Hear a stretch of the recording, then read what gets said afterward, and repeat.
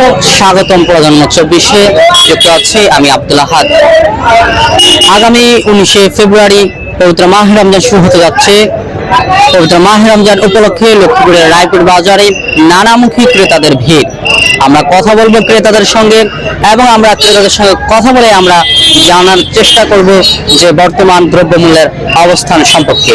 রমজান উপলক্ষে দ্রব্যমূল্যের দাম একটু বাড়তি দেখা যাচ্ছে আজকে কয়েকদিন। কারণ গত কিছুদিন আগে আমরা টমেটো কিনলাম অনেক সস্তা দামে সবকিছুই। এখন প্রথম রমজান আসতে আজকে দ্রব্যমূল্যের দাম অনেক বাড়াই দিচ্ছে, সবকিছু দামে বাড়তি। কারণ কি মনে করেন?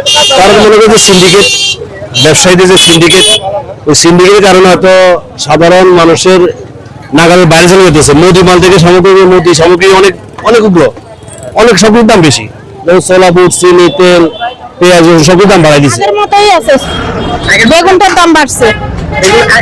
বর্তমান মূল্য কত? 100 টাকা করে। আগে ছিল আগে 50 টাকা ছিল। আড়াই কেজি টমেটো 100 টাকা। আগে 3 কেজি 100 টাকা। এখন আড়াই কেজি 100 টাকা। মুড়ির দাম আগের তো কম আছে, 80 টাকা। আগে আছে 90 টাকা, এখন 80 টাকা। আগে কম ছিল, এখন অনেক বাড়তি হয়েছে দ্রব্যমূল্যের দাম। এটার কারণ কি মনে করেন? এই রমজান আসার কারণেই। রমজান আসার কারণে এটা কারা বাড়িয়েছে? এটা তো ব্যবসায়ীরা বাড়াইছে।